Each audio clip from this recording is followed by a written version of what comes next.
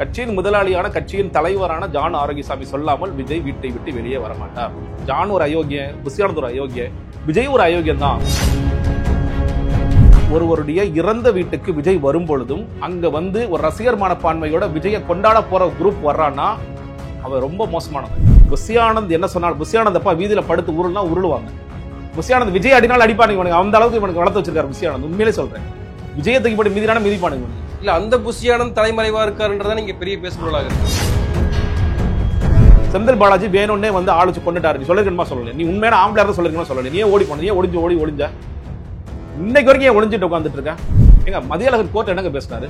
2வது நாள் என்ன பேசினாரு? இறந்தவர்கள் எல்லாம் அந்த கூட்டத்தில் வந்தான் செத்தார்கள் என்பதற்கு என்ன ஆதாரம்னு கேட்டான். நான் யாருமே நான் வந்து மரியாதை குறைய பேச மாட்டேன். அவன் மனுஷனே கிடையாது. டிஎஸ்பி சொன்னா கேட்க முடியுமா? செக்ரட்டரியேட்ல இருந்து நெகோசியேஷன் பண்ணிருக்க வேண்டிய அவசியம் இல்லையா? உண்மையிலேயே வருத்தமா கிடக்கு. அது விட்டா இவங்க வந்து பைடன் சொல்லணும், இல்ல வந்து ட்ரம்ப் சொன்னாதானே விஜய் கேட்பாரு, இப்படி சொல்லுவாங்க போல. This is the best time to bring Vijay under NDA. டேய் 40 பேர் செத்து போயிட்டான்டா, என் மனுஷன் செத்து போயிருக்கான், அதுக்கு ஏதாவது கொஞ்சமா கவலை. This is the best time to bring under NDA and defeat DMK. அமித்ஷாவே வந்து விஜய்கிட்ட பேசிக் கொண்டிருக்கிறார்.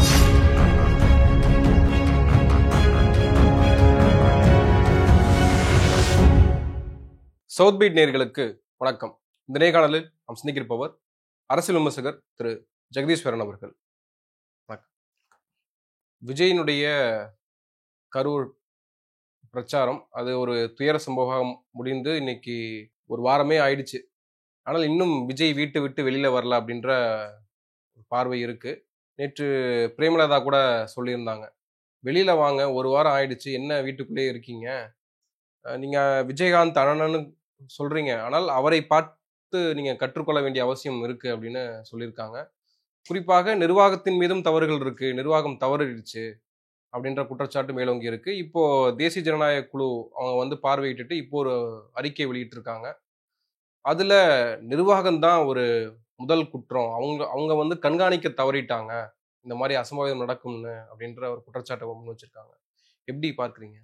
இல்லை, முதல்ல நீங்கள் வந்து நான் பல பேட்டிகளில் நான் வெளியே வந்த பிறகு பல பேட்டிகளில் இது யாருடைய கட்சி, இது முதல் விஜயோட கட்சி அல்ல, இது ஜான் ஆரோக்கியசாமி கட்சிங்கிறத பல நேரங்களில் பதிவு பண்ணியிருக்கேன். நான் இன்னுமே சொல்கிறேன், விஜய் வந்து ஜான் ஆரோக்கியசாமியோடைய வார்த்தைக்காக காத்துட்டு இருக்கார். ஜான் வந்து சார் நாளைக்கு நீ கிளம்பி போங்க சார், ஒன்றும் பிரச்சனை இல்லையா சார், கிளம்பிடுவார்.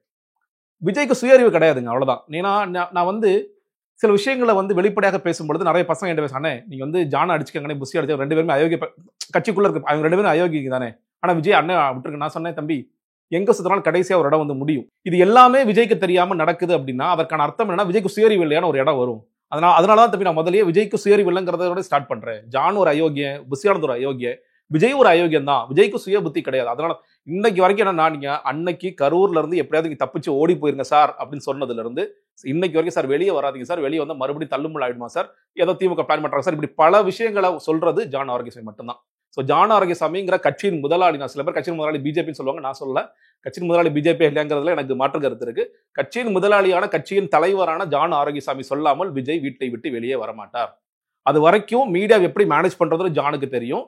ஜான் வந்து இந்த நியூஸை இப்படி போடுங்க, நேற்று மாவட்ட செயலரிடம் விஜய் பேசினார், உருகி அழுதார், கண்ணீர் விட்டு கதறினார், மாவட்ட செயலர்கள் கட்டிப்பிடித்துக் கொண்டு கதறினார்கள், இப்படி ஒரு கதை எழுதுங்கன்னா கதை எழுதுறதுக்கு எப்படி அவன் லீக் பண்ணிட்டே இருப்பாங்க நியூஸை. மீடியாவை என்ன பண்ணுவாங்க, ஏதோ மீடியாவுக்கு ஒரு பசி இருக்கு, ஓ நம்மள்ட்ட எக்ஸ்க்ளூசிவ் நமக்கு மட்டும் தான் கொடுக்குறாரு போல இருக்குப்பா, இந்த சேனலுக்கு கொடுக்குறாங்க போல இருக்குப்பா, அவங்களும் போட்டுட்டே இருப்பாங்க. அவங்களாம் என்ன சொல்லி ஏமாத்தி வைக்கிறாங்கன்னா, ஒரு காலத்தில் விஜய் உங்களுக்கு பேட்டி கொடுப்பாரு, எக்ஸ்க்ளூசிவ் உங்க சேனல் தான் சார் கொடுக்க போறாரு. இதே கதையை இந்த சேனலே சொல்லி, எக்ஸ் சேனலே சொல்லியிருப்பாங்க, ஒய் சேனலே சொல்லியிருப்பாங்க, இசட் சேனலே சொல்லியிருப்பாங்க. அந்த முதலாளிகளை விஜயோட பேட்டி நம்ம கிடைக்கும் போது என்ன வேணாலும் நீ பில்டப் பண்ணியா, ட்ரோன் ஷாட் வை, சேர நாட்டில் விஜய், சேர நாட்டில் விஜயா, விஜய் ஜான் சேர நாட்டில் நம்ம போயிட்டு இருக்கோம், நம்ம நாமக்கல் தானே போறோம் சார், சேர நாடு நாமக்கல், அதே தெரியாது விஜய்க்கு. உண்மை அதுதான், சேர நாட்டில் விஜய் இவங்களா கதை விட்டுட்டு இருப்போம். அப்போ இந்த மாதிரி தான் தொடர்ச்சியாக அந்த கட்சியோட இயங்கியலே எப்படின்னு கேட்டீங்கன்னா, ஜான் என்ன செய்கிறார் சொல்கிறார் அதான் நடக்கும். அதனால தான் சொன்னேன், இந்த குற்றத்தில் நீங்கள் குற்றவாளியாக சேர்க்க வேண்டிய A1 A2 வந்து விஜயும் ஜானும் நான் சொன்னேன். ஏன்னா ஜான் தான் இது ஒட்டுமொத்தமாக பிளான் போட்டு கொடுக்குறாரு.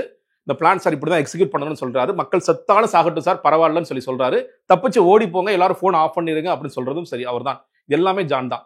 கட்சிக்குள்ள உயிர் போனாலும் பரவாயில்ல அப்படியே நீங்க வந்து பிரச்சாரத்துக்கு போகணும் எப்படி சொல்லுங்க. நான் சொல்றேன் நீங்க, நான் சொல்றேன் இல்லையா, நான் இதே இந்த யார் ஷோ நடந்துச்சு, நான் கடுமையாக விமர்சிச்சு பேசினேன். ஒண்ணு, நான் வந்து அந்த இடத்துல தேவைக்கல்ல இருந்தே, அதுக்கு ஒரு காரணம் இருக்கு. இன்னொரு காரணம், முதல்ல நான் மனிதாபிமானத்தோட பார்க்கும் பொழுது எனக்கு வந்து ரொம்ப கஷ்டமா இருந்துச்சு. 5 பேர் சாக விட்டுச்சு இந்த கவர்மெண்ட்னு சொல்லி அவ்வளவு கடுமையா தாக்கி பேசினேன். ஜான் சொன்ன வார்த்தை, பிரதர் 5 பேர் தானே பிரதர் செத்தாங்க, எதுக்கு பிரதர் நீங்க இவ்வளவு ஃபீல் பண்றீங்கன்னு கேட்டான். இதே சொல்லலாம். நான் சொன்னேங்க, நீங்க உங்க மாநாட்டுக்கு வரும்பொழுது உங்களை பார்க்க வரக்க வழியில் ஆக்சிடென்ட்ல இறந்து போயிருக்காங்க, அவங்களுக்கு இரங்கல் தெரிவிங்க. என்ன பிரதர் அவசரம், இருங்க பிரதர், சக்சஸ்ஃபுல்லா மாநாடு நடத்திருக்கோம், 6 பேர் செத்ததை பத்தி அவருக்கு எந்த கவலையும் இல்லை. ஏங்க இவ்வளவு பேர் மயக்கம் போட்டிருக்காங்களே, அதுக்கு நம்ம என்னங்க பண்ண போறோம்? அதான் அதுக்கு என்ன பிரதர் பண்ண முடியும் நம்ம? அவர் விஜய் ஒரு கல்ட்டு, எதுக்கு விஜய் ஒரு கல்ட்டை பார்க்க வரும்போது இவங்க எப்படி தெரியுங்கன்னா, இந்த பாகுபலி இருக்கு இல்லையா, அதுல ஒரு 100 அடி சிலை ஒரு 100 உயிர்களை கூட பலி கேட்காத நாசர் சொல்வார்கள், அந்த மாதிரி குரூப் இவங்கலாம். சில பேருக்கு அது என்னடா இப்படி எல்லாம் பேசுறேன்னு சொல்லணும், உண்மையிலே அந்த மாதிரி குரூப் தான் இது. யார் செத்தாலும் எங்களுக்கு கவலை இல்லை. ஏங்க இன்னைக்கு எவ்வளவு வீடியோஸ் வெளியே வருது பாலாஜி, நீங்க பாக்குறீங்கல்ல. ஒருத்தர் வந்து சிபிஆர் கொடுத்துட்டு இருக்காங்க, அண்ணா அண்ணா அண்ணா அண்ணான்னு கத்துறான். விஜய் தெரியாது இல்ல. அந்த கீழே எவ்வளவு பேர் உட்காந்துருக்காரு, ஜாதவர்ஜன் உட்காந்துருக்காரா, ஜான் ஆரோக்கியம் உட்காந்துருக்காரா இல்லையா, அந்த இடத்துல அவர் உட்காந்துருக்காரு. அவர் தான் உட்காந்து சார் மேல போனோன்னு என்ன சொல்றாரு, காவல்துறைக்கு நன்றின்னு சொல்லுங்க சார், ஏன்னா நம்ம விடவே இருந்திருப்பாங்க, நம்ம வந்து சரி போய் தொலைங்க இன்னைக்கு விடுறாங்க சார், காவல்துறை நன்றி. ஒவ்வொரு வார்த்தையும் ஸ்கிரிப்ட் எழுதி கொடுக்குறாரு சார். முதல்ல போனோன்னு எங்க வணக்கம் சொல்லணும், இது அண்ணா வாழ்ந்த இடம், பெரியார் வாழ்ந்த இடம், ஏதாவது கதை சொல்லணும், இந்த கதையெல்லாம் மினிட் பை மினிட் அப்டேட் பண்ணிட்டே இருக்காரு. வேற யார் இருக்கு அந்த வண்டியில, ராஜ்மோகன் இருக்காரா, இருக்காரு. செக்யூரிட்டிஸ் இருக்காங்களா, இருக்காங்க. சிஆர்பிஎஃப் இருக்காங்க. இவங்க எல்லாருக்கும் தெரியுமா தெரியாது சார், பெரிய பிரச்சனை ஓடிட்டு இருக்கு வெளியே. நீங்க எப்படி மேல பாட்டு பாடி, விஜய் வந்தா ஒரு தவிர்க்க முடியாத மறுபடியும் ஒரு அசம்பாவிதம் ஏற்படும் அவரே அந்த வீடியோல சொல்றாரு.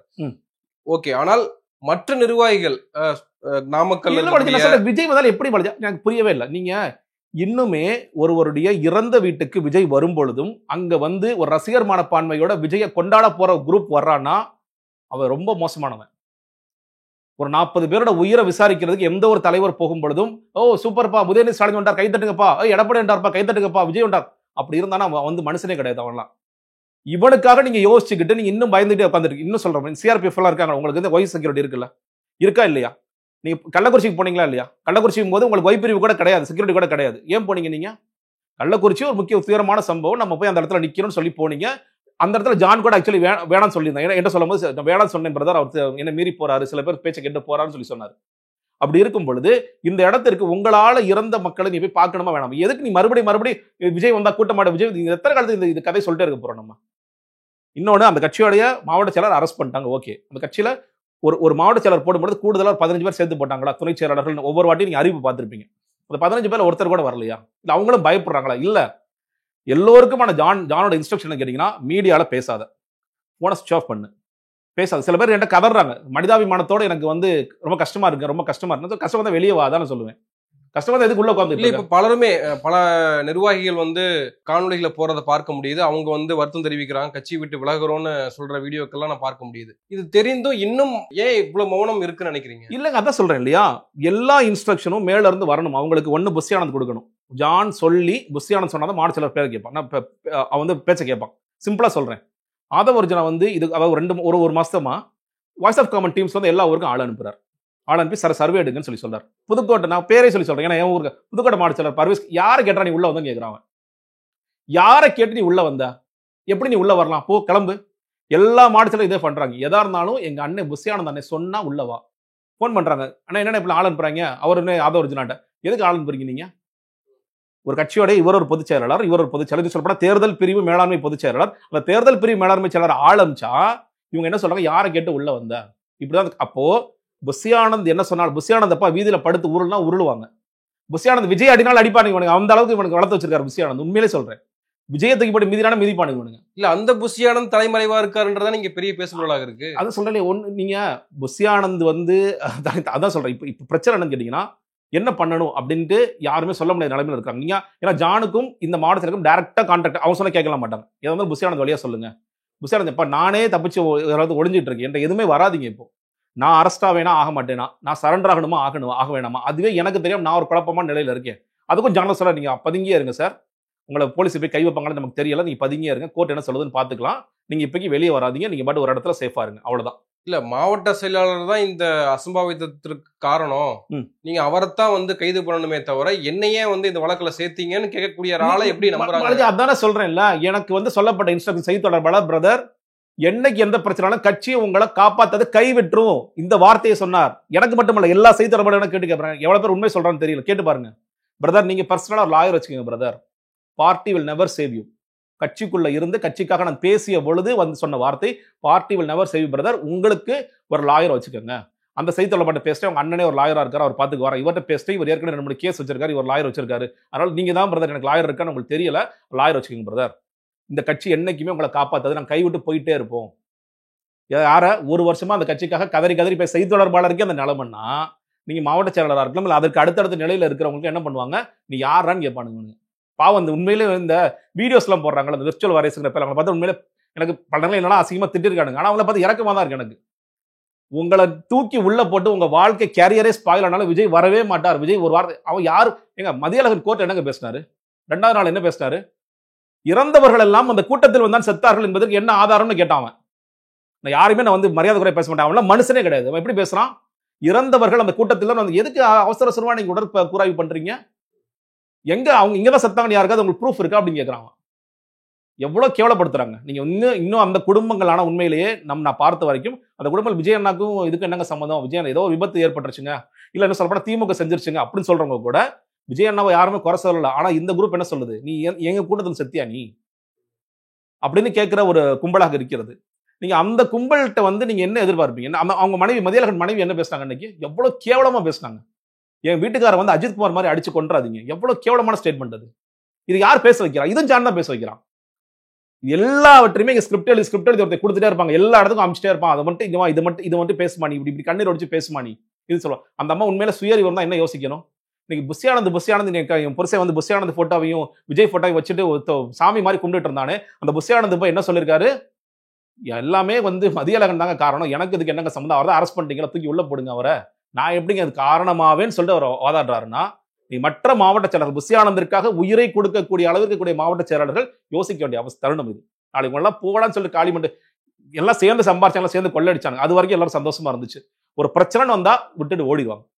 நான் மதியழகன் நான் உண்மையில சொல்றேன் இல்லையா, இதுல மதியழகன் அரசியல் கட்சிகள்ல ஒரு கைது நடவடிக்கை அப்படின்றது ஒரு அது அரசியல் யதார்த்தம் தானே, அது இல்ல யதார்த்தம் தாங்க. நான் சொல்றேன் இல்ல, இந்த சம்பவத்துல உண்மையிலேயே மதியழகனுக்காக நான் வருத்தப்படுறேன். இன்னொருத்தர் அரெஸ்ட் பண்ணிருக்காங்க, அவங்க எல்லாம் என்னங்க பண்ணுவாங்க, புஷியானந்த் வர்றாரு, அவர் நான் ஃப்ரண்ட்ல நின்று நான் மீடியாவுக்கு போஸ்ட் கொடுத்துட்டே போவேன், என் பின்னாடி ஒரு கூட்டமா வாங்க, அவ்வளவுதான். பேர் மட்டும் இந்த ஊர்ல நடக்கிறனால உன் பேரை கையெழுத்து போட்டு கொடு. இதை தவிர மதியழகன் செஞ்ச பாவம் பண்ண உண்மையான இது நிகழ்ச்சி ஏற்பாட்டாளர் யாரு, நிகழ்ச்சி ஏற்பாட்டாளர் என்பவர் ஜான் ஆரோக்கியசாமி, புஷி ஆனந்த், விஜய், ஆதவர்ஜனா, சீட்டா நிர்மலன், இவங்க தானே. இதுல மாவட்ட செயலாளர் ரோல் என்ன, கையெழுத்து போட்ட கொடுத்த ஒரே ஒரு பாவத்திற்காக A1 A2 A3 அவங்க மாட்டிக்கிட்டு இருக்காங்க. இன்னைக்கு நீதிபதி விமர்சனம் பண்றாங்க, நீதிபதி கடுமையா விமர்சனம் பண்ணதனுடைய விளைவாக அவங்க எல்லாம் கைதாகிட்டு இருக்காங்க. நிறைய சமூக வலைதளங்கள்ல பதிவு போட்ட நிர்வாகிகள் எல்லாம் கைதாகிறாங்க. அப்போ இதற்கும் ஒரு தாவைக்கால தரப்புல இருந்து அவங்க வரணும் இல்லையா? கண்டிப்பா வரணும். நீ அட்லீஸ்ட் வந்து பெயில் வாங்குறதுக்காவது வரணும். தம்பி புரியாம பண்ணாதீங்கப்பா, அமைதியா இருங்க. நான் Day 1 சொன்னேங்க, நிறைய பசங்களை கூப்பிட்டு சொன்னேன், தம்பி சில நேரங்கள்ல அமைதியா இருக்கிறது நல்லது. அவன் உடனே அன்னைக்கு ஈவினிங்கே, அதாவது என்ன சொல்றது, இழப்பு நடந்து ஒரு 2 மணி நேரத்துல ஸ்டாண்ட் ஃபார் விஜய் ஆரம்பிச்சானா இல்லையா, என்ன நடந்திருக்குன்னு கூட புரியாம ஆரம்பிச்சு ஸ்டாண்ட் ஃபார் விஜய் சொன்னேன். தயவு செய்து இது மாதிரி பண்ணாதீங்க, அமைதியா இருங்க. நான் உங்களை எதுவுமே சொல்லல, நீங்க வந்து பேசாம அமைதியா கடந்து போறது சில நேரம் நல்லது. என்னங்கிறத புரிஞ்ச பிறகு நீங்க வந்து முட்டு கொடுக்குற வேலையை ஆரம்பிங்க, பண்ணாதீங்க ஏன்னு சொன்னேன். ஆனா தொடர்ச்சியாக இது எல்லாமே திமுக சதி, இது எல்லாமே அரசாங்கத்துறை சதி, இது கோர்ட் எல்லாம் நீங்க சொன்னீங்கல்ல, நீங்க வந்து என்னென்ன சதி கோட்பாடுகளை உருவாக்குனீங்க, பாட்டில் எடுத்து வீசினாங்க, கத்தி கொண்டு வந்தாங்க, செந்தில் பாலாஜி தான் இந்த உயிரெல்லாம் கொண்டாரு, இதில் ஏதாவது ஒரு ஸ்டேட்மெண்ட்டை கோர்ட்ல போய் பேசியிருக்கணுமா இல்லையா? எத்தனை 9 வழக்கு நடக்குதுன்னு நினைக்கிறேன். 9 வழக்குல அந்த ஒரே வழக்குல சார் செந்தில் பாலாஜி வேணும் பிளான் பண்ணி பண்ணிட்டார் சார், ஸ்டாலின் எல்லாத்தையும் வேணும் பிளான் பண்ணி பண்ணிட்டார் சொல்ல வேண்டியதானே உங்களுக்கு? எவிடன்ஸ் கேட்பாங்கல்ல. அதான் சொல்றேன், நீங்க இங்க வந்து என்ன வேணாலும் ஓட்டுற விஜய் முதல் கூட சேர்த்து சொல்றேன். நீங்க எல்லாருமே அந்த என்னன்னா அந்த 3 நாட்கள் கூட அவங்களே நினைச்சிட்டாங்க, இவங்க என்ன கதை விட்டு அண்ணன் சாப்பிட்டாரா தெரியலையே, அண்ணா தூங்கினாரா தெரியலையே, சரி அதை கூட சில பேர் நம்பியிருப்பாங்க உண்மையிலே போல இருக்குன்னு. ஒரு 3 நாட்கள் கழித்து போடுற வீடியோல கூட ஒரு துளி வருத்தம். நான் என்ன சொல்றேன், நீங்க உங்களோட சதி கோட்பாட்டுக்கே நானும் உடன்படுறேன். 100% வேற யாரும் செஞ்சுட்டாங்க, கவர்மெண்ட்டே செஞ்சிருச்சு வச்சுக்கோங்களேன், நீயே ஓடி போனா, நீ அங்க நின்று என்ன சொல்லிருக்கணும், செந்தில் பாலாஜி வேணும்னே வந்து ஆளுச்சு கொண்டுட்டாரு நீ சொல்லிருக்கணுமா சொல்லல, நீ உண்மையான ஆம்பளையா தான் சொல்லிருக்கணுமா சொல்லல, நீயே ஓடி போன, நீயே ஒளிஞ்ச இன்னைக்கு வரைக்கும் ஏன் ஒளிஞ்சிட்டு உட்காந்துட்டு இருக்க? இவ்வளவு நடந்த பிறகும் நீங்க இந்த ஒரு வாரத்துல நடந்த ஒரு நிகழ்வுனா அந்த ஆயுத பூஜை கொண்டாடிட்டு இருக்கீங்க. இந்த சமூக வலைதளங்கள்ல இல்ல வந்து சில நபர்கள் பேசக்கூடிய விஷயங்களை வந்து நம்புறாரு, அதாவது மக்கள் மத்தியில அதிருப்தி இல்ல, மக்கள் வந்து இன்னும் விஜய வரவேற்க ரெடியா இருக்காங்க. அதுதாங்க, ஏன்னா அவருக்கு காண்பிக்கக்கூடிய வீடியோக்கள் ஆரம்பத்துல இருந்தே அதை படிச்சு, நீங்க ஆரம்பத்துல இருந்தே நீங்க ஏன் பத்திரிகையாளர்கள் சந்திக்க அவங்க மறுத்தாருன்னு கேட்டீங்கன்னா, பத்திரிகையாளர்கள் போனா யாரும் விஜய் எதிர்த்தெல்லாம் பேசுற போறது, அவரோட எதிராளியா கூட உதாரணம் ரவீந்திர துரைசாமியே கூட இருந்தா கூட விஜய் போய் அடிச்சிருவாரா? சார் இதெல்லாம் நீங்க செய்யறது சரி, இதெல்லாம் தவறு, இதெல்லாம் மாத்திக்கங்க, இதெல்லாம் பண்ணீங்கன்னா நீங்க ஜெயிப்பீங்க இதுதானே சொல்லுவாங்க. யாரா இருந்தாலும் தானே சொல்லுவாங்க. நீங்க ஆர்கே விடுறீங்க, ஆர்கே உள்ள போங்க சார், எஸ்பிஎல் உள்ள போறாரு, யாரு போனாலும் அவங்க விருப்பத்தின் பேரில் சரி விஜய் அவரே கூப்பிடுறாரு இல்ல அவங்க பாக்குறாங்கன்னா, ஏன்னா எல்லாத்தையுமே முயற்சி பண்ணார் ஒரு காலத்துல ஜான். இவங்கெல்லாம் வந்து பார்க்க வைக்கலாம்ங்கிற முயற்சி எல்லாம் பண்ணாரு. ஆனா வந்து அது அதுக்கப்புறம் வேணாம் அவர் உணர்ந்துட்டாரு. ஸோ ஐயனாதான் வச்சுக்கோங்களேன், ஐயனாதான் என்ன சொல்லிடுவாரு, தம்பி இதெல்லாம் தப்புப்பா, இதெல்லாம் நீ பண்ணிடக்கூடாது, நீங்க இருந்திருக்கணும்ப்பா, நின்று மக்களை ஃபேஸ் பண்ணிக்கணும், இல்ல இப்ப போ வா நம்மள கூட்டமா போலாம், நான் நிறைய பேர் கூட்டிட்டு வரேன், நீ உங்க ஆளை கூட்டிட்டு வா, நம்ம ஒரு 10 பேரை போனா 20 பேர் என்னப்பா பண்ணிடுவாங்க வாப்பா, அப்படிதான் சொல்லியிருப்பாங்க, அப்படிதான் வந்து நெறிப்படுத்திருப்பாங்க. ஆனா ஜான் என்ன பண்றாரு, இல்ல சார் இதெல்லாம் நீங்க நல்ல வீடியோக்கள் காமிக்கிறேன் சார், உங்களுக்காக முட்டு கொடுக்கறதுக்கு முட்டா பசங்க 3 பேரை உருவாக்கி வச்சிருக்கேன், ஒரு வயசான கெல்ட்ட போய் ஒருத்தர் இருக்கான், இன்னொருத்தர் இருக்கான், அவங்க எல்லாம் வந்து வச்சுக்கிட்டா இவங்க சூப்பரா பேசுவாங்க சார், அவங்க எல்லாம் வந்து உங்களுக்காக இருக்காங்க சார், கவலைப்படாதீங்க சார், கிரவுண்ட்லயே நான் பேசிட்டேன் சார், கிரவுண்ட்ல இந்த சாவு நடந்ததுக்கு அப்புறம் இதுல ஒரு லாஜிக் ஒரு கேள்வி இருக்குல்ல, அப்படியே இருந்தாலுமே கூட கிரவுண்ட் ரியாலிட்டி வந்து விஜய்க்கு ஆதரவாக இருந்தாலுமே கூட ஒரு எத்திக்ஸ் படி அறிவார்ந்த சமூகம் எப்படி யோசிக்கணும்ன்ற ஒரு பார்வை இருக்குல்ல. அதான் சொல்றேன் இல்லையா, அடிப்படையிலேயே மனிதாபிமானம் என்று ஒன்று இருந்தால் நிச்சயமாக விஜய் வந்து நின்றுப்பார். நான் இல்ல ஜான் நான் சொன்னேன், கள்ளக்குறிச்சி சொன்னேன் இல்ல, கள்ளக்குறிச்சி ஏன்ட்ட நான் ஜான் சொன்னது சொல்றேன் பிரதர், நான் போவேன்னு சொல்லி சொன்னேன், ஏன்னா சாயந்தர டயத்துல வேற போறாரு, திடீர்னு அசம்பாதம் ஏற்பட என்ன பண்றதுன்னு தெரியல, அதை மீறி போறாரு. நான் சொல்றேன் அப்படி யோசித்திருந்தால் விஜய்னா காலைல வந்து டிவி பாக்குறாரு, நீங்க அதே மாதிரி நீங்க அண்ணா யூனிவர்சிட்டி இன்சிடென்ட் அப்படிதான், நான் வந்து அந்த நிகழ்வு நடந்து எடப்பாடி பழனிசாமிக்கு முன்னாடி நான் அறிக்கை எழுதி அமிச்சேன், brother we have done so many things today brother, நான் என்னடா பண்ணிருக்கேன்னு கேட்டேன், கிறிஸ்மஸ்க்கு வாழ்த்து, என்ன கிறிஸ்மஸ் அன்னைக்கு உங்க ஞாபகம் இருக்கு, கிறிஸ்மஸ்க்கு வாழ்த்து சொல்லிருக்கேன் பிரதர், வீரமங்கை வேலுநாச்சியாருடைய அவங்களுக்கு ஒரு we have done so many things, 2 விஷயம் நார்மலா பண்ண வேண்டிய விஷயம் படி we have done so many things. 4 மணிக்கு ஃபோன் பண்ணி தலைவரே கேட்கிறாரு பிரதர், அண்ணா யூனிவர்சிட்டி இஷ்யூ ஆமே என்ன பிரதர் பண்ணணும், இதான் ஸ்ட்ராட்டஜிஸ்டோட நல்ல லட்சணத்தை பாருங்க, நீங்க எழுதுற கண்டென்ட் எல்லாம் கரெக்டா பிரதர், ஸ்டாட்டிஸ்டிக் கரெக்டா எழுதிருக்கீங்க, நீங்க அதை போஸ்ட் பண்ணலாம் அப்படின்னு சொன்னேன். ஸோ விஜய்க்கு சில நேரங்களில் அவங்க நண்பர்களோ இல்லை யாரோ ஒருத்தர் செய்யும் பொழுது, இப்ப இவ்வளவு பெரிய தப்பு பண்ணிருக்க, நீ தப்பு உன்னால நடந்துருச்சு, தப்பு பண்ண கூட உன்னால நடந்துருச்சு, அதுக்கு நீ ஏன் களத்துக்கு போய் நிக்க மாட்டேங்கிற அப்படின்னு கேள்வி கேட்கணும்ல. சோ அத விஜய் அட்லீஸ்ட் அதை யோசிச்சா. இப்போ ஒருவேளை விஜய்க்கு வந்து தார்மீக பொறுப்பு நம்ம ஏற்கணும் அப்படின்னு இருந்தாலுமே கூட ஜான் ஆரோக்கியசாமி இன்ஸ்ட்ரக்ஷன் படி தான் அப்படி நம்ம ஒத்துக்க கூடாது அப்படின்ற நிலைப்பாடு எடுத்திருக்காரா? இல்லங்க, அதான் சொல்றேன் இல்லையா, நீங்க விஜய் அப்படி யோசிச்சா கூட இந்த இடத்துல ஜான் எக்ஸாக்ட் என்ன சொல்லிருப்பாரு, சார் இந்த நேரம் நீங்க போனீங்கன்னா மறுபடியும் ஒரு சதி நடக்கும், உங்களுக்கே உயிருக்கு ஆபத்து ஏற்படும், அதை மீறி நீங்க போறதுக்கு ரெடியா இருக்கீங்களான்னு கேட்பாரு. இதுதான் கேட்பாரு. ஏங்க நீங்க புஷியானந்தே போன் ஆஃப் பண்ணிட்டு சார் நீங்க பதுங்கிருங்க sir, Aadhav original phone off பண்ணிட்டு பதுங்கிருங்க சார், ராஜ்மோகன் நீங்க போன் ஆஃப் பண்ணிட்டு பதுங்கிருங்க சார், எல்லாத்தையும் பதுங்க வைக்கிறாரு ஆளு.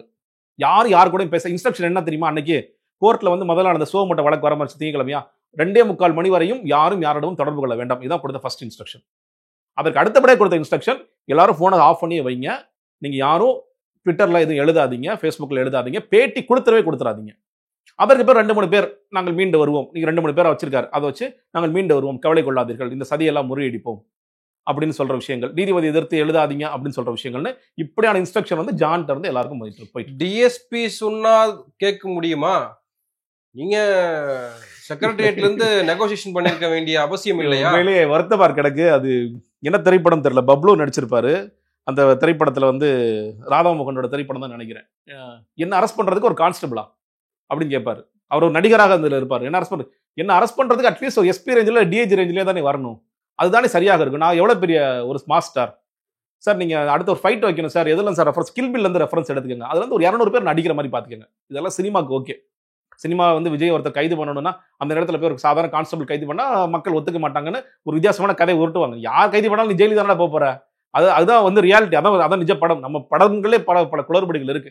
அப்படி இருக்கும் பொழுது இதையுமே கூட ஒரு அறிவார்ந்த பத்திரிகையாளராக இருக்கக்கூடிய நம்ம எல்லாம் வந்து உண்மையிலே மக்களுக்காக நிற்கிறோம் நினைக்கிற பத்திரிகையாளர் ஒருத்தரை இப்படி பேசுறது அதிர்ச்சியா தானே இருக்கு. டிஎஸ்பி சொன்னாலும் விஜய் கேட்டுவாரா? ஒரு அவரோட லெவலுக்கு ஒரு சீஃப் செக்ரட்டரியாவது கேட்கணுமா இல்லையா? இல்ல விட்டா இவங்க வந்து பைடன் சொல்லணும், இல்ல வந்து ட்ரம்ப் சொன்னாதானே விஜய் கேட்பாரு, இப்படி சொல்லுவாங்க போல.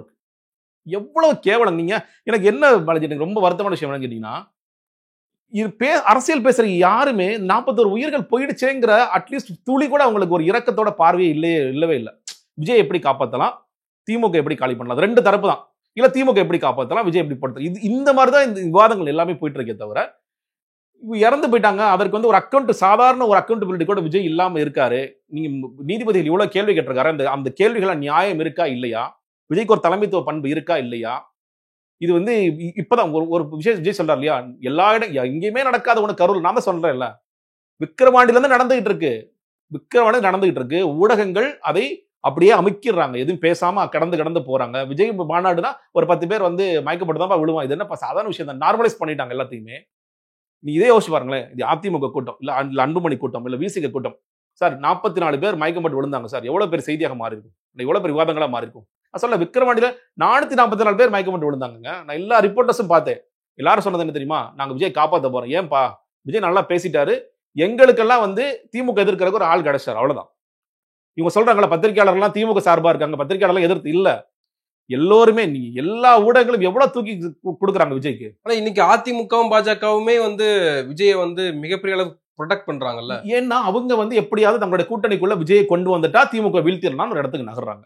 இது ஆரம்பத்துல நடந்துச்சா இல்லையா? ஆதாரங்களோடு நிர்வாக ரீதியாக வந்து வீடியோக்கள் போடுறாங்க, வந்து செய்தியாளர் சந்திப்பு நடத்துறாங்க. அது இபில இருந்து நிர்வாகத்துல செந்தில் பாலாஜி சொல்லிட்டாரு, எல்லாமே நடத்தியாச்சு, எல்லாமே விஷயங்களும் சொல்லிட்டாங்க. ஆனா திரும்பி எடப்பாடி பழனிசாமி அவர்கள் வந்து ஏன் கரண்ட் ஆஃப் பண்ணீங்க மறுபடியும் முதல்ல இருந்து ஆரம்பிக்கிறாரு. அப்போ விஜய்க்கு ஆதரவு அப்படின்ற நிலைப்பாட்டுல மொத்தமா இறங்கி இருக்காங்கல்ல. இல்ல அதான் சொல்றேன், அவங்க வந்து இந்த தேர்தல்ல அவங்க இன்னைக்கு வரைக்கும் விஜய் வந்து தனிச்சு நின்று அவர் பிரிக்க போகின்ற வாக்குகள் மூலியமாக, நான் முன்னாடி சொல்லிருக்கேன், இந்த சம்பளம் நடக்க சொல்லுங்க, திமுக 200 இடங்களுக்கு மேல வெல்வார்கள். பெர்சன்டேஜ் குறையலாம், நான் மறுபடியும் சொல்றேன், பெர்சன்டேஜ் வந்து முந்தைய பெர்சன்டேஜ் குறையலாம், ஆனால் 200 இடங்களுக்கு மேல் வெல்வார்கள். அதிமுக பெருசா அடி வாங்கும், திமுக இது மற்ற எல்லா கட்சிகளும் கூட்டணி எல்லாமே அடி வாங்கும். அதுதான். அப்ப இதை மாத்தணும், நம்ம ஜெயிக்கணும்னா ஒரே ஒரு ஆப்ஷன் தான் அவங்களுக்கு. எப்படி அதுனா உங்களுக்கு ரொம்ப முன்னாடி தெரியும், அமித்ஷா அவர்கள் பேசும்பொழுது விஜயை பத்தி கடைசியா வச்சுக்கலாம், கவலைப்படாதீங்க, விஜய் எப்படி நம்ம கூட வந்துருவார், அதுக்கு ஏதாவது நடக்கும் இல்ல ஏதாவது வழி பிறக்கும் அப்படின்னு அவர் யோசனை வந்திருப்பாரு. அந்த வழியாக இது நடந்துருச்சு. இப்ப டே 1ல நீங்க அண்ணாமலை அவர்கள் வரும்பொழுது முதல்ல என்ன சொல்றாரு, காவல்துறை மேல குற்றம் சொல்றாரு. காவல்துறை வந்து சரியான பாதுகாப்பு கொடுக்கலாம், ஏன் இந்த இடத்தை கொடுத்தீங்க, இதெல்லாம் இந்த கேள்வி எல்லாம் கேட்கணுங்களா, விஜய் என்ன பண்ணார் பாவங்கண்ணா அப்படிங்கிறாரு. அடுத்ததாக வருகின்ற எடப்பாடி அதே லைன் எடுக்கிறாரு, விஜய் பத்தி மறுபடியும் ரிப்போர்ட்டர் கேட்கிறாரு, அவர் என்ன பண்ணுவாரு பாவங்க, எப்ப அவருக்கும் அதே மனவேதனைகள் இருக்கும் இல்லையா அப்படிங்கிறாரு.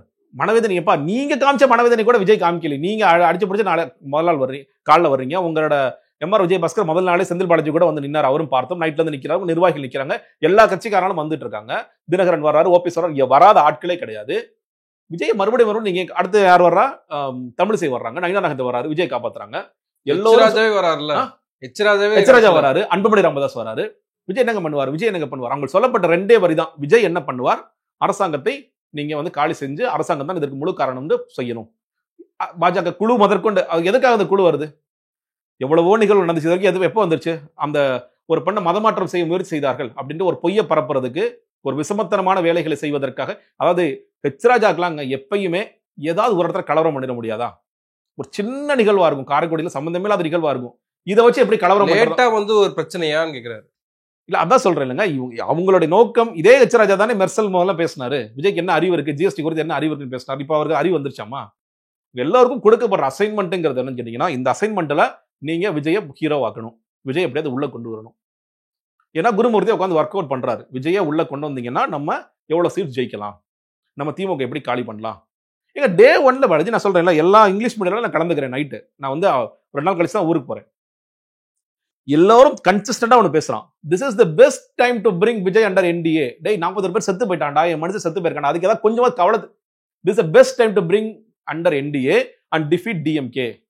This is best opportunity for Edappadi. காணாம போயிடும் பாத்துக்குங்க, நீங்க என்டிஏக்கு வந்தீங்கன்னா உங்களுக்கு உயிர் பிழைக்க வாய்ப்புகள். அதுதான் சொல்றாங்க.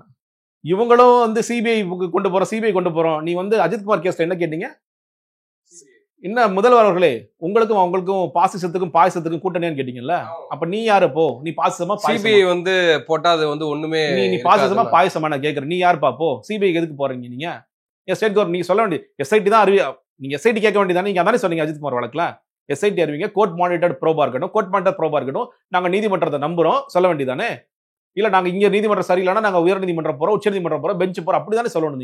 நீ சிபிஐ கேம் போறீங்க, சிபிஐ கேம் வழக்கு கேட்கறீங்க, அப்ப இது நடக்கத்தானே செய்யும். இன்னொன்னு வர தகவல்ங்கிறது பாஜக எப்படியாவது உள்ளே கொண்டு வருவதற்காக அமித்ஷாவே வந்து விஜய்கிட்ட பேசிக் கொண்டிருக்கிறார் அப்படிங்கிற செய்திகள் வருது. அமித்ஷா நேரடியாக பேசியிருக்கார். இப்போ ஒய் பிரிவு செக்யூரிட்டிங்கிறது இசட் பிளஸா மாறுவதற்கான வேலைகள் அடுத்து ஆரம்பிச்சிருன்னு சொல்றாங்க. இவ்வளவு ப்ரொடெக்ஷன் விஜய்க்கு கொடுத்து அவரை உள்ள கொண்டு வந்து அவர் அந்த வழக்குல இருந்து காப்பாத்தி, எதற்காக இதெல்லாம், இந்த விஜய் மேல அவங்களுக்கு எவ்வளவு பெரிய அக்கறையா, விஜய் தூக்கி எரிஞ்சு போயிட்டு காலி பண்ணிட்டு போயிட்டே இருப்பாங்க, நம்ம ஆட்சிக்கு வந்துட்டா விஜய் காலி பண்ணிட்டு போயிட்டே இருப்பாங்க. அது எவ்வளவு தூரம் விஜய், எனக்கு ஒரு விஷயத்துல வந்து ஜான் இது வரைக்கும் நான் அதுவுமே ஜான் இந்த நிலைமையில எப்படி இருக்காரு எனக்கு தெரியல, இல்ல அவருக்கு ஒரு அமௌண்ட் கொடுத்தா வாங்கிட்டு கூட செட்டில் ஆயிடுவாரு. அந்த பாஜகவுடன் கூட்டணி போக கூடாது அப்படிங்கறதுல ஜான் குறியா இருக்காரு. கட்சியின் தலைவர் என்டிஏக்குள்ள போயிட்டா அது தாவேக்க வந்து பிஜேபியுடைய ஒன் ஆஃப் த ப்ராடக்ட்னு ஆயிடும் இல்லையா? கண்டிப்பா ஆயிடும். நான் சொல்றேன் இல்லையா, நீங்க என்டிஏக்குள்ள போனா யாருக்கு பிளஸ்னா என்டிஏக்கு பிளஸ். பிஜேபி கூட்டணி ஆட்சி வந்துரும், என்டிஏ கூட்டணி ஆட்சி வந்துரும். எடப்பாடி பழனிசாமி முதலமைச்சர் ஆவார். யாருக்கு பெரிய மைனஸ் கேட்டீங்கன்னா அது விஜயோட பொலிட்டிக்கல் கேரியர் எண்ட் ஆயிடும். அந்த கருத்து இளைஞர்கள் ஆர்எஸ்எஸ் ஆட்களாவும் மாறக்கான பெரிய ஒரு அதுவும் அந்த ஒரு ஆபத்து இருக்கு. அதுக்கு முன்னாடியே விஜயோட, ஏன்னா நீங்க இன்னைக்கு வரைக்கும் இந்த பாஜக மேல பெரிய வெறுப்பு இந்த மண்ணில் இருக்கான மண்ணில் நிச்சயமாக இருக்கிறது, கண்டிப்பா இருக்கு. அப்போ விஜய் வந்து நம்ம கூட நினைச்சோம் விஜய் கொள்கை எதிரன் உண்மையிலே சொல்றாருன்னு நினைச்சோம். ஆனா விஜய் அதுக்கு விலை போயிட்டாரே அப்படின்னு சொல்லும் பொழுது மக்கள் விஜய் வெறுப்பார்கள். அடுத்தடுத்த தேர்தலில் தனிச்சு நிற்கலாம், நமக்கு பொலிட்டிக்கல் கேரியர் இருக்கான பொலிட்டிக்கல் கேரியர் எண்ட் ஆகும், சினிமா கேரியரும் அடி வாங்கும். ரஜினிகாந்த் அவர்கள் வந்து இவர் யோகி காலில் ஏன் விழுந்தாருங்கிறது அப்ப எல்லாம் என்ன எழுதுனாங்க, இந்த ஜெயிலர் படம் 10 நாள் ஓடிருச்சு, இதுக்கு 10 நாளைக்கு முன்னாடி வந்துருச்சுன்னா நீ என்ன பண்ணிருப்போம் தெரியுமான்னு எழுதுனாங்க எல்லாரும் சோசியல் மீடியால. அப்படி வந்து மக்கள் வந்து வெறுக்கக்கூடிய ஒரு இடத்திற்கு ரஜினியை தன்னை நகர்த்தி கொண்டார். அதே மாதிரி விஜயும் வந்து ஒரு சங்கி நடிகர் ஆவார், பொலிட்டிக்கல் கேரியர் எண்ட் ஆகும், இது எல்லாமே தெரியும். இன்னொன்று ஜானுக்கு வந்து நீங்க அதான் சொல்லலையா, இது வந்து இந்த அளவுக்கு விஜய் யோசிப்பாருன்னு தெரியல. ஜான் வந்து பாஜக கூட போகக்கூடாது, ஏன்னா கொள்கை எதிரின்னு சொல்றது விஜய்க்கெல்லாம். விஜய் ஏன் பிரதர் கொள்கை எதிரின்னு சொன்னாலும் கூட கேட்பார். பாஜக நமக்கு ஒரு பிரச்சனை இல்லையே பிரதர், திமுக தானே பிரதர் எனக்கு பிரச்சனை, மோடி நமக்கு ஒண்ணுமே செய்யலையே பிரதர், மோடி நம்ம நல்லா தானே பிரதர் பழகுறாரு, அமைச்சர் நல்லா தானே பிரதர் பழகுறாருன்னு கேட்கக்கூடிய ஆள் தான் விஜய். ஜானுக்கு வந்து போகக்கூடாதுன்னு இருக்கு இந்த நிமிடம் வரைக்கும். அதுக்கு ஏதாவது பர்சனல் வெஞ்சன்ஸ் இருக்கா திமுக மேல? ஏதோ இருக்கு, நிச்சயமா இருக்கு, நிச்சயமா. நீங்க ஏங்க ஒரு கட்சி ஆரம்பிச்சதே திமுக எதிர்க்கத்தான், இதுதாங்க அவரோட அடிப்படை. நீங்க எம்ஜிஆர் கூட நாங்க வந்து தீய சக்தி திமுக வீழ்த்துவதுன்னு சொல்லும் பொழுது நான் அந்த கட்சியில இருந்தேன், நான் கட்சியில சில கேள்விகளை கேட்டு வெளியே வந்து ஆரம்பிச்சேங்கிறது வேற கதை, அரசியல் தெரியும்ங்கிறது வரும். விஜய்க்கு எந்த அரசியலும் தெரியாம நேரடியாக நீ எதுக்கு களத்துக்கு வந்திருக்க திமுக வீழ்த்துவதற்கு, மக்களுக்கு நல்லது செய்யறது அதெல்லாம் எனக்கு தெரியாது, மக்களுக்கு நல்லது செய்யலாம் 2ஆம் பட்சம் தான் எனக்கு. பூசா சொல்ல என்ன சொல்றது, நான் என்ன சொல்றது, நான் திமுக வீழ்த்துறேன்னு சொல்லிட்டேன், அது பத்தாது அவங்களுக்கு, திமுக வீழ்த்துவது மட்டும்தான் எங்களுடைய ஒரே லட்சியமாக வந்துட்டு இருக்காரு. அது என்ன சில பேர் சொல்லும் பொழுது உதயநிதி ஸ்டாலின் கூட ஏதோ ஒரு பிரச்சனை சொல்றாங்க, முன்னாடி அவர் படத்தை நடிக்கும்போது பிரச்சனை சொல்றாங்க, எக்ஸாக்டா என்ன பிரச்சனை நமக்கு தெரியாது. ரொம்ப ஆனா நம்மளாம் யோசிக்கிற மாதிரி ரொம்ப பொருளாதார சிக்கலை யார் சரி செய்வது அப்படிலாம் கிடையாது, ரொம்ப கேவலமான பிரச்சனை கூட இருக்கலாம், ஏதோ ஒன்று இருக்கு அவருக்கு, அந்த ஒரு வெஞ்சன்ஸ் இருக்கு அப்படிங்கறத நான் புரிஞ்சுக்க முடியும். ஆனா பாஜக அவரே சொல்லுவார், பாஜக நமக்கு என்ன பிரச்சனை, அவங்க கூட போறதுல என்ன பிரச்சனை தான் அவர் கேட்பார். அமித்ஷா என்கிட்ட பேசிட்டாரு, அப்ப நம்ம ஏன் போகக்கூடாது, அப்படிதான் விஜய் யோசிப்பார். ஜான் வந்து அவளை ஈஸியா போக விட மாட்டார், மறுபடியும் கொள்கை எதிரி சார் சொல்லி அவரை வளர்ப்பார். ஆனா ஜானுமே ஒரு இடத்தில் அவர், ஏன்னா அவரும் கடைசியில வந்து சம்பளத்துக்கு வேலை செய்யற ஒரு ஆள் தான், இத்தனை கோடி 10 கோடி 20 கோடி இந்த பிஜேபி ஒரு 10 கோடி தூக்கி போறான்னு வச்சுக்க, நீ பேசாம வாய் மூடி உட்காரு, வெளியே போன்னு என்ன பண்ண முடியும், இல்ல என்ன பண்ணுவாரு, சரிங்க எனக்கு இங்க வேலை இல்லைன்னா அங்கே வேலை, ஏதோ ஒரு வேலை கொடுத்தீங்கன்னா எனக்கு போதும் அப்படிங்கிற இடத்துக்கு போகலாம். ஆனா உடனடியாக அது நடக்குமா அப்படின்னு கேட்டீங்கன்னா உடனடியாக நடக்குமான்னு தெரியாது. இல்ல ஜனநாயகன் படம் வரைக்கும் இழுப்பாங்க, என்னோட ஜனநாயகன் படம் ஓடணும், உங்களுக்கு இந்த படம் எல்லாம் ஓடணும், அதுக்கு முன்னாடி இந்த பிரச்சார கூட்டங்கள்லாம் மறுபடியும் ஆரம்பிக்கலாமா வேண்டாமா அப்படிங்கிற குழப்பம் எல்லாம் இருக்கும். இதெல்லாம் சேர்ந்த பிறகுதான் இதெல்லாம் மாறும் நான் பார்க்கிறேன். இதுல ஆதவ் அர்ஜுனாவினுடைய டெல்லி விசிட் இருக்கு இல்லையா, ஒரு சிசிடிவி ஃபுட்டேஜ் கேட்டு சம்மன் அனுப்புறாங்க காவல்துறை, ஆனால் அது கொடுக்காம அவர் டெல்லி பயணம் பண்றதுதான் இங்க பெரிய ஒரு சிக்கலாவும் பார்க்கப்படுது. இல்லைங்க அதான் சொல்றேன் இல்லையா, நீங்க ஆதவ் அர்ஜுனாவும் அவர் எப்படி தப்பிக்கிறதுன்னு முதல்ல அவர் யோசிக்கிறாரு. அடுத்தாக டேராடூன் அந்த விளையாட்டு போட்டிக்கு போறேன்னு சொல்லி போறாரு. பாருங்களேன், ஒரு பக்கம் இந்த கட்சியில 2வது நம்பரா இருக்கிற புஷி ஆனந்த் எங்க இருக்காருன்னு தெரியல, தலைமறைவாயிட்டாருன்னு சொல்லி சொல்றாங்க. ஆதவ் அர்ஜுனா அடுத்து அவர் மேல வழக்கு பதியாட்டி கூட காவல்துறையின் ஏன் வழக்கு பதியாம இருக்கிறாங்கன்னு சொல்லி கேள்வி கேட்கறாங்க. அட்லீஸ்ட் நீங்களாவது ஒரு அக்கௌண்டபிளா நீங்க வந்து பேசணும். ஒரு கேவலமான ஒரு பதிவு எழுதினார், ஜென்சி புரட்சி நடக்க வேண்டும் அப்படி சொல்லிட்டு பதிவு எழுதிட்டு அதை உடனடியாக டெலிட் பண்ணி ஓடிட்டாரு.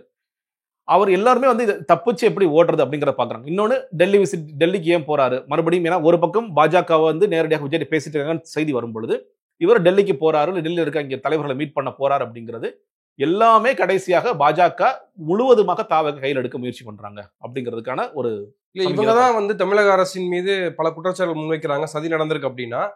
உங்ககிட்ட தான் ஹெச்டி குவாலிட்டியில சிசிடிவி ஃபுட்டேஜஸ் இருக்கு இல்லையா, அப்ப அதுல நிறைய பதிவுகள் இருக்கும், அதை கொடுத்துடலாமே. அதாங்க எல்லா உண்மையும் வெளியே வந்துடும்ல. இப்போ தமிழ்நாடு அரசாங்கம் அவங்களுக்கு கிடைச்ச ஃபுட்டேஜ் வச்சு என்னென்ன உண்மைகளை வெளிக்கொண்டு வர வெளிக்கொண்டு வந்துட்டாங்க. எல்லோருக்கும் ஒரு கேள்வி இருக்கு. நீங்க அந்த பாயிண்ட்ல வந்த பிறகு ஒரு 5 நிமிஷமும் அதை விஜய் வந்து லைட் ஆஃப் பண்ணிட்டாருன்னு ஒரு கேள்வி இருக்கு. விஜய் என்ன செய்து கொண்டிருந்தார் அப்படின்னு ஒரு கேள்வி இருக்கு. நான் அந்த கேள்விக்கு நான் உள்ள போக விரும்பல, அதுக்கு என்ன பதில்னு அது வெளியே வரும்பொழுது தெரியும் விஜய் என்ன செஞ்சுட்டு இருந்தார் அப்படிங்கிற பதில் எல்லாருக்கும் தெரியும். இல்ல இன்னொரு பக்கம் இதுல தமிழக அரசு ரொம்ப மெத்தனமா, அதாவது ஒருவேளை இது மைலேஜ் கிடைச்சிரும் தாவேக்காவுக்கு விஜய்க்கு அப்படின்றனாலேயே வந்து தள்ளி போட்டுட்டே இருக்காங்க. சட்ட நடவடிக்கை மேற்கொள்வதற்கு பதிலாக இதை காலதாமதப்படுத்துறது அப்படின்றது இல்ல, அது ஓரளவுக்கு உண்மைதாங்க. அதாவது தமிழ்நாடு அரசாங்கம் எப்படி யோசிக்கிறாங்கன்னா, நம்ம நேரடியாக விஜயவோ இன்னும் சொல்ல போனா புஷி ஆனந்தே கூட கை வச்சு அது பேக் ஃபேர் ஆகக்கூடிய வாய்ப்புகள் இருக்கு. அன்னைக்கு கூட கிரவுண்ட் ரிப்போர்ட் எப்படி வருது, இல்ல பாதிக்கப்பட்ட மக்கள் வந்து விஜய்க்கு பின்னாடி நிற்கிறாங்களோ இந்த ரிப்போர்ட் நிச்சயமாக தமிழ்நாடு கவர்மெண்ட்டுக்கு போகும். இன்னொன்னு சில தரப்பு, அதாவது திமுக மேல கடுமையாக வன்மத்தோட தெரிவாங்கல்ல தரப்பு, செந்தில் பாலாஜி தாங்க இதுக்கெல்லாம் காரணம், அவங்களுக்கு என்ன ஆயிடுச்சுன்னு கேட்டீங்கன்னா, இது வேற ஒரு மாவட்டத்தில் நடந்துருச்சுன்னு வச்சுக்கோங்களேன். உதாரணத்துக்கு இப்போ புதுக்கோட்டை மாவட்டம். ரகுபதி இவ்வளவு பெருசாவோ இல்ல வந்து அங்க இருக்க வேற அமைச்சர்கள் இவ்வளவு பெருசா அவர் தாங்க காரணம் சொல்லிருக்க மாட்டாங்க. இந்த சமூகத்துல வந்து செந்தில் பாலாஜி ஒரு திரைப்பட படம் சொன்னார் வில்லன் ஏற்கனவே. அந்த வில்லன் மேல எத்தனை பழி ஏத்தாலும் அவர் வந்து ஏத்துக்கிட்டு தான் ஆகணும். இந்த வில்லன் தானேப்பா அவர் துப்பாக்கி எடுத்து சுற்றுப்பாருப்பா. அதனாலதான் உங்களுக்கு ரொம்ப ஈஸியா போயிடுச்சு. அதனாலதான் விஜய் எப்படி கார்னர் பண்றாரு. எங்குமே நடக்காத ஒன்று ஏன் கரூரில் நடக்கிறது? நானும் கேட்கிறேன். திருச்சியில நடக்கலையா நடந்துச்சு, விக்ரவாண்டியில் நடந்துச்சா நடக்கலையா நடந்துச்சு, மதுரையில் நடக்கலையா நடந்துச்சு. ஆனா நீங்க வந்து அதை பயன்படுத்திக்கிறீங்க. அப்ப இதை உணர்கிற ஒரு கவர்மெண்ட் என்ன பண்ணுவாங்க? இப்ப விஜய் மேல டைரக்டா விஜய்க்கு போறோம் அரெஸ்ட் பண்றோம். சொல்றதெல்லாம் கரெக்ட். A1 அவர் தான் ஜான் ஹாரிஸ் அரெஸ்ட் பண்றோம்னா இது எப்படி மாத்துவாங்கன்னா, வேண்டுமென்றே விஜய் பழி வாங்குவதற்காக செய்த நடவடிக்கை. எல்லா இடத்துலையும் போராட்டங்களை அறிவிக்கிறாங்கன்னு வச்சுக்கோங்களேன். பண்ண மாட்டாங்க, பண்றாங்கன்னு வச்சுக்கோங்களேன். அப்ப மக்கள்கிட்ட எப்படி போகும்னா இது ஒரு வேற மாதிரியான ப்ரொடக்ஷன் கொடுக்கும். அதனாலதான் முதலமைச்சர் என்ன பண்றாரு, இதை வந்து ஹேண்டில் பண்றது ஒரு ஆணையம் அமைப்போம், ஆணையம் பார்த்துக்கட்டும். கோர்ட்டுக்கு போய் கோர்ட் என்ன சொல்லுதோ கோர்ட்டு மூலியமாகவாது பொதுமக்களுக்கு அந்த செய்தி எப்படி போய் சேர்க்கிறதுங்கிற பார்க்கலாம் அப்படிங்கிற ஒரு இடத்துக்கு போறாங்க. பட் என்ன பொறுத்த வரைக்கும் சட்டப்படி விஜயையும் நீங்கள் புஷி ஆனந்த் ஆதவர்ஜனத்தையும் கைது செய்து பேக்ஃபயர் ஆனா கூட நான் சொல்றேன். நான் வந்து நம்ம நியாயத்தின் அரசு அப்படிதான் இருக்க முடியும், அப்படிதான் இருக்கணும். பொலிட்டிக்கலா யோசிக்கிறாங்கல்ல, பொலிட்டிக்கலி. ஏன்னா மக்களுக்கு அந்த புரிதல் ஏற்பட பிரச்சனை இல்லை. நீங்க எல்லா மக்களுக்கும் விஜய் செய்தது அநியாயம், விஜய் செய்த அயோக்கியத்தனம்னு மக்களுக்கு அந்த புரிதல் ஏற்பட்டுருச்சுன்னா பிரச்சனையே இல்லை. பேசுகிற ஒரு மனநல மருத்துவராக இருக்கக்கூடியவரே வந்து எப்படி மோசமா பேசுறாரு நம்ம பாக்குறோம். இங்க ட்விட்டர்ல இருக்கக்கூடிய ஓரளவு நம்மளாம் பயங்கர அறிவாளி நினைக்கிறவங்க எல்லாருமே வந்து எவ்வளவு சல்லித்தனமா பேசுறாங்க நடந்துக்கிறாங்கிறத பார்க்கிறோம். அப்படி இருக்கும். நான் அது மறுபடியும் சொல்றேன், நீங்க நான் பேசும்போது கூட நீ மட்டும் சரியா பேசுற நான் சொல்றேன். நீங்க வந்து அந்த நிகழ்வுக்கு ஒட்டுமொத்தமா காரணம் திமுகன்னு கூட அவங்க மேல பழி எழுதிக்கங்க. நான் கேட்கிற ரொம்ப சிம்பிளான கேள்வி, விஜய்க்கு ஒரு அக்கௌண்டபிலிட்டி இருக்கா? இல்ல விஜய் ஓடி போனார், ஏன் விஜய் வெளியே வரல? அந்த கேள்வி உங்கள்கிட்ட பதில் இருக்கா? அது இல்ல. அப்படி இருக்கும் பொழுது நீங்க மக்கள் எல்லாருக்கும் இந்த புரிதல் ஏற்படுமான புரிதல் ஏற்படாது. அப்போ ஸ்லோவா ஆணையம் தன்னோட பரிந்துரைகளை கொடுக்கட்டும். சிசிடிவி ஃபுட்டேஜஸ் எல்லாம் விஜயோட சிசிடிவி ஃபுட்டேஜஸும் சேர்ந்து வெளியே வரட்டும். அப்ப வெளியே வரும்போது தெரியும்ல, விஜய் வந்து மேல நிற்கும் பொழுது இத்தனை நிகழ்வுகளையும் துன்பிய நிகழ்வுகளையும் பார்த்துட்டு பேசாம அமைதியா இருந்தாரா, என்ன பண்ணாரு அப்படிங்கிற அந்த உண்மை வெளியே வரும். அவங்களே அதை வெளியிட்டு இருக்கலாமே. வெளியிட்டா மாட்டிக்குவாங்கல்ல. ஏதாவது சொல்லல, நீங்க அவங்க பின்னாடி மக்கள் எவ்வளவு கத்துறாங்க கூக்குறோம். விஜய் கேட்காமலாம் கிடையாது. விஜய்க்கு நிச்சயமா விஜய் இறந்திருப்பாருங்கிற மேபி நினைக்காம இருக்கலாமே தவிர பெரிய சம்பவம் ஏதோ நடந்துகிட்டு இருக்குங்கிறது தெரியும். அதை உணர்ந்து விஜய் செய்திருக்க வேண்டிய விஷயம் என்னன்னு கேட்டீங்கன்னா, தயவு செய்து நான் தள்ளி போங்க, கலைஞ்சு போங்க, இந்த கூட்டத்தை நான் கேன்சல் ரத்து பண்றேன் அப்படிங்கிற துணிச்சலான முடிவு எடுத்திருக்கணும்.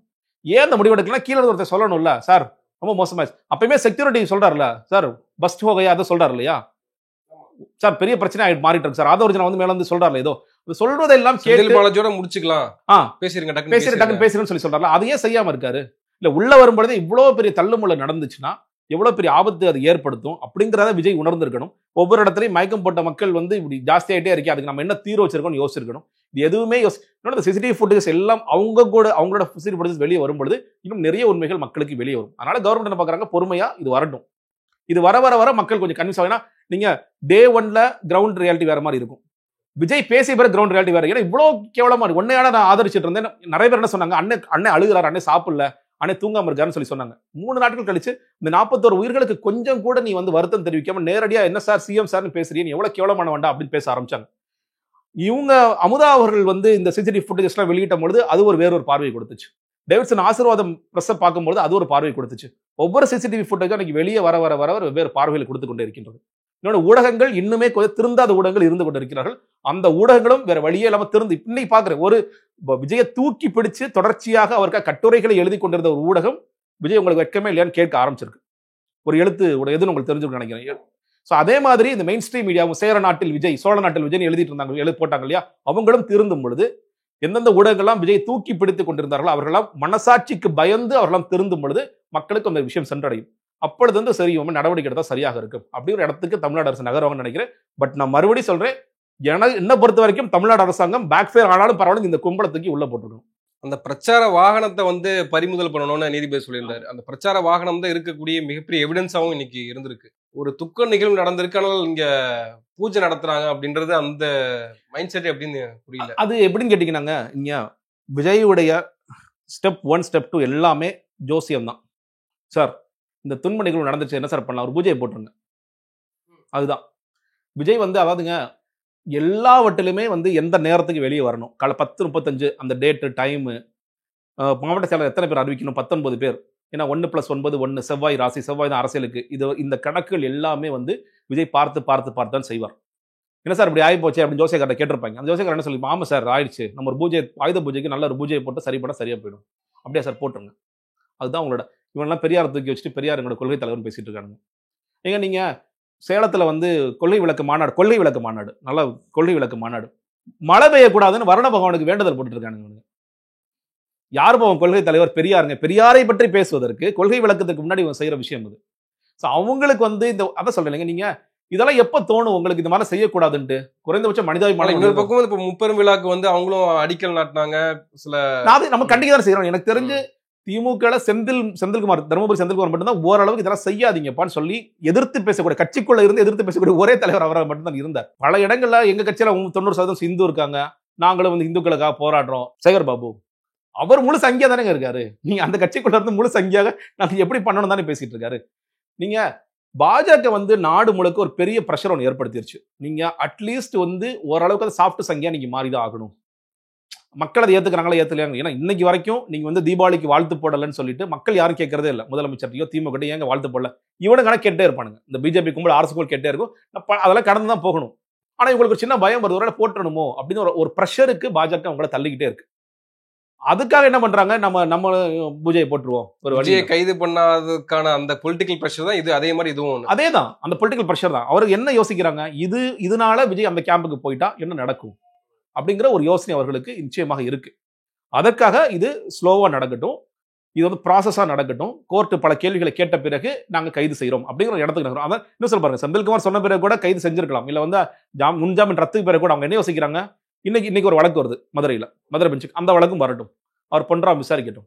அதுலயே அவர் என்ன சொல்றாருன்னு பார்த்துடலாம். எல்லா 9 வழக்குகளிலும் என்னென்ன பேசணுமோ எல்லாம் பேசுங்க, பேசி முடித்த பிறகு நாங்கள் உங்களை கைது பண்றோம் அப்படிங்கிற இடத்துக்கு நாங்கள் பொறுமையாக ஹேண்டில் பண்றோம் அப்படிங்கிற இடத்துக்கு போறாங்க. அதுக்கு ஒரு காரணம் நிச்சயமாக பொலிட்டிக்கலாவும் திமுக யோசிக்கிறாங்க, பார்க்கறாங்க தான். நன்றி, நிறைய விஷயங்களை தெளிவுபடுத்திருக்கீங்க. உங்க நேரத்துக்கு மிக்க நன்றி.